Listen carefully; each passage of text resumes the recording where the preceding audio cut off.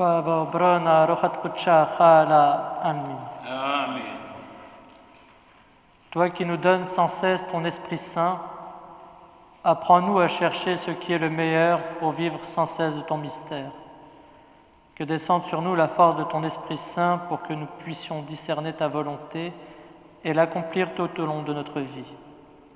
Que ton Esprit habite nos cœurs et fasse de nous une demeure de prière et de louange. Accorde à notre communauté rassemblée par ton Esprit de se dévouer de tout cœur à ton service, d'être unis dans l'accomplissement de ta volonté. Que ton Esprit nous transforme par ses dons et change notre cœur en un cœur que tu aimes, parfaitement accordé à ta volonté. أخواتي خطواتي أديسلوتا يقد مخلق مريا لها بدل أنيد ديان بدل نساخ ديان بدل كلهم ديوتن قفيلة جبيتوهن يعني بخاروخا كلن يولن صلاية مغدادي باشوخ مخالبا يقد مخلل بن قمريا لها بمرجو يلالو هذا طلب منه أم ديو. C'est tous ensemble, unis dans un seul esprit, que nous présentons à Dieu notre prière. Nous prions pour ceux qui nous ont quittés, nous prions pour ceux qui sont malades, que Dieu les préserve. Nous prions pour chacun et chacune d'entre vous, et chacun et chacune d'entre nous dans nos maisons, que Dieu nous accompagne durant cette épreuve. C'est tous unis en un seul esprit que nous présentons notre prière à Dieu. طواب الآودي لشويق طاله أولي هللويا هللويا طواب الآودي لشويق طاله أولي ومكسي حطاهدية طوال برناشد لم خشبنا ماري أخطيت اللي ولد زغلو تبلبي بدش تقلب بس لي قرمي وآني بنهاية كل يوم بيد يقرأ إيده اللي بليلة ويوم ديري كي والصدري قطلي اخطاي كم يدنو نقصنواتي لا طشالي اللوخ وأمري بمود قام مريم نقصنواتي وآية شوق الطالي احطياتي كله هذا كل دقبلوخ كم صار طالوخ مزون قبيلة وزربوتا دماي كبيرة لك مطيا اللي آية ستوري بدجمنة دي ينطوري شوحة وقرقانة حداوة اللي تكفى منه ميدنو ورخة زالو بقاوة وبدارن أين يلوخ لا هاوتون موخسسيا وكودانيا تلاك فهمي تقاو لخمة خويشة لمنزروتي لا قرمي اللي كبير كيود عوالي ونق صابر بماريا تيبوتا مك خضرالي صوخوا زديقة وبسوموا بمريا ومشبحوا لياكل مار لبواتا صبيا شو حالاه لو راو روح القرشة من عالم وعذاب من عالم من عالم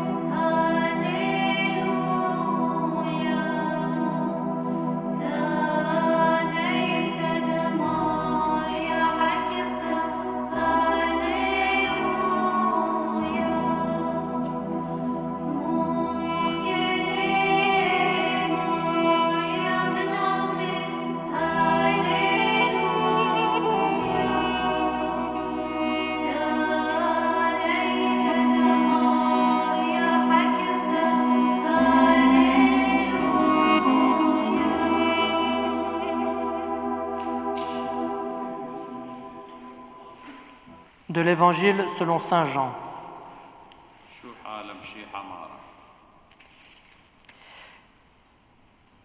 Il y avait un malade, Lazare de Béthanie, le village de Marie et de sa sœur Marthe.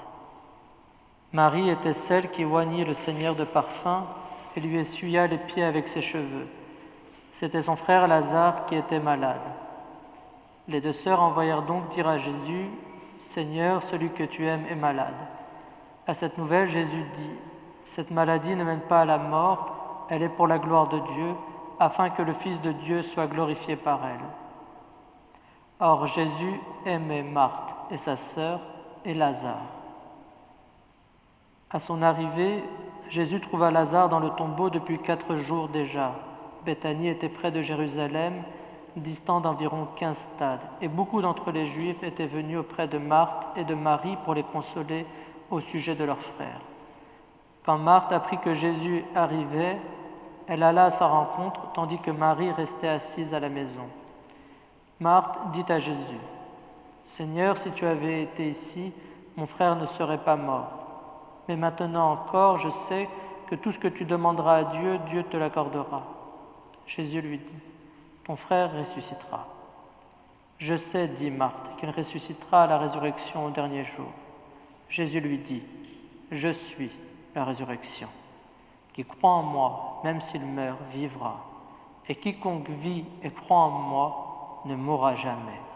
Le crois-tu » Elle lui dit, « Oui Seigneur, je crois que tu es le Christ, le Fils de Dieu qui vient dans le monde. » Ayant dit cela, elle s'en alla appeler sa sœur Marie, lui disant en secret, « Le Maître est là et il t'appelle. » Celle-ci, à cette nouvelle, se leva bien vite et alla vers lui. Jésus n'était pas encore arrivé au village, mais il se trouvait toujours à l'endroit où Marthe était venue à sa rencontre. Quand les Juifs qui étaient avec Marie dans la maison et la consolaient la virent se lever bien vite et sortir, ils la suivirent, pensant qu'elle allait au tombeau pour y pleurer.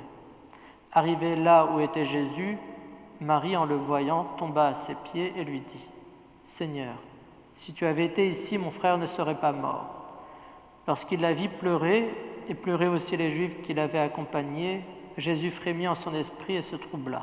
Il dit, « Où l'avez-vous mis » Ils lui dirent, « Seigneur, viens et vois. » Jésus pleura. Les Juifs dirent alors, « Voyez comme il l'aimait. » Mais quelques-uns d'entre eux dirent, « Ne pouvait-il pas, lui qui a ouvert les yeux de l'aveugle, faire aussi que celui-ci ne mourût pas ?» Alors Jésus, frémissant à nouveau en lui-même, se rend au tombeau. C'était une grotte avec une pierre placée au-dessus. Jésus dit, « Enlevez la pierre. » Marthe, la sœur du mort, lui dit, « Seigneur, il sent déjà, c'est le 4e jour. » Jésus lui dit, « Ne t'ai-je pas dit que si tu crois, tu verras la gloire de Dieu ?» On enleva donc la pierre. Jésus leva les yeux en haut et dit, « Père, je te rends grâce de m'avoir écouté. Je savais que tu m'écoutes toujours, mais c'est à cause de la foule qui m'entoure que j'ai parlé, afin qu'ils croient que tu m'as envoyé. » Cela dit, il s'écria d'une voix forte, « Lazare, viens dehors. » Le mort sortit, les pieds et les mains liés de bandelettes, et son visage était enveloppé d'un suaire. Jésus leur dit, « Déliez-le et laissez-le aller. » Acclamons la parole de Dieu. Louange à toi, Seigneur Jésus. Dans l'évangile qui nous est présenté de la résurrection de Lazare, nous voyons avant tout que le Verbe fait chair a assumé notre humanité. Il a assumé notre humanité telle que nous devrions être. Jésus nous rejoint jusque dans nos sentiments les plus étroits et nous montre ce que sont de véritables sentiments humains. Tel est le cœur de Dieu. Il est triste et il pleure à la mort de son ami Lazare. Il est triste et il pleure en voyant la tristesse de ceux qui l'entourent. Jésus a un véritable cœur qui tremble pour ses proches. Il n'est pas indifférent, il n'a pas un cœur de pierre. En cela, il nous montre ce que nous devons être, sensibles à la souffrance des uns des autres. Le Christ nous pose aussi une question. Il nous dit qu'il est la résurrection et nous demande « Le crois-tu » Cette question nous est posée dans cette épreuve. Est-ce que nous, face à la mort, face à la maladie, face à ce que l'on ne peut pas arrêter, est-ce que nous croyons?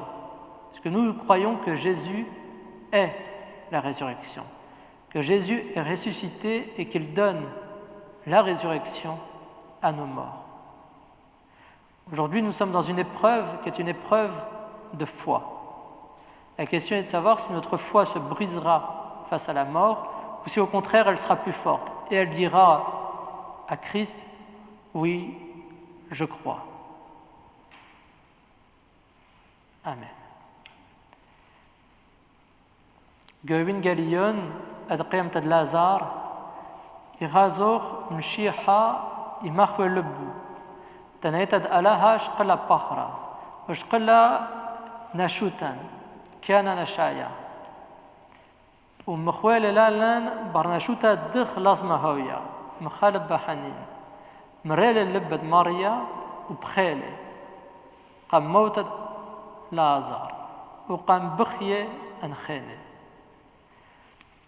مهداخ ولا لبو حنين لا لمحكيبا بس لبد أراها تشقلنا شوتان ولا خالها وخلبا قريبا منان إمار أمان إما خويلان مينا خلينو تتكب منان أدلبن أو بسيما خا قم أوقان دخينا ولي مرياب قرا حمدي منان بمارا لالان أنا من قيامتا مارا لالان إمهيمنت بآدي أخنان دها ولن كهيمانوتان درقو الحكيبا أن درقو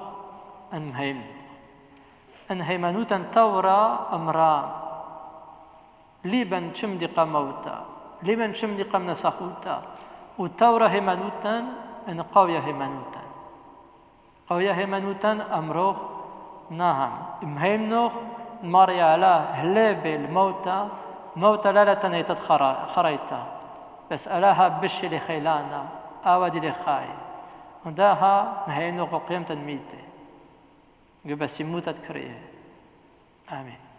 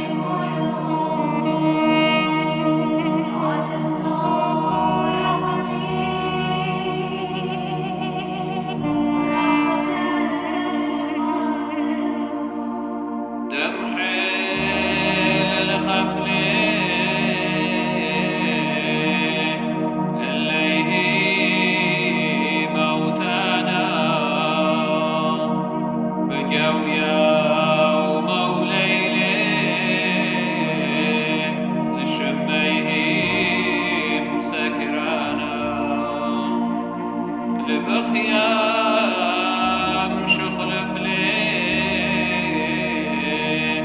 جونيه ما بسخانا ودها تدبقي محاسي لا يبرحمو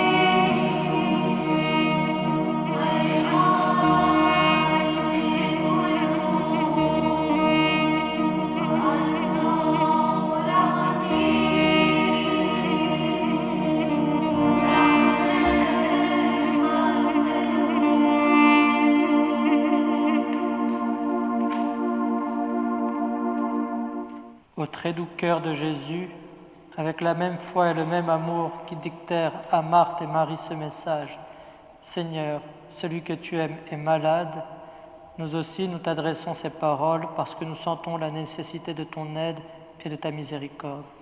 Que vienne ta grâce, ô Jésus, par les mains des saints et des saintes, afin que les personnes malades que nous te recommandons retrouvent la santé. Fais-le par les mérites de ces saints, par leur pénitence, par leur douleur dont elles ont souffert pendant tout ce temps où elles ont participé à ta passion. Nous te prions, Seigneur Jésus. Exauce-nous, accorde la santé aux personnes malades qui ont mis en toi leur confiance. Avec toi, nous nous en remettons à la volonté du Père qui agit toujours pour le plus grand bien de ses enfants. Amen.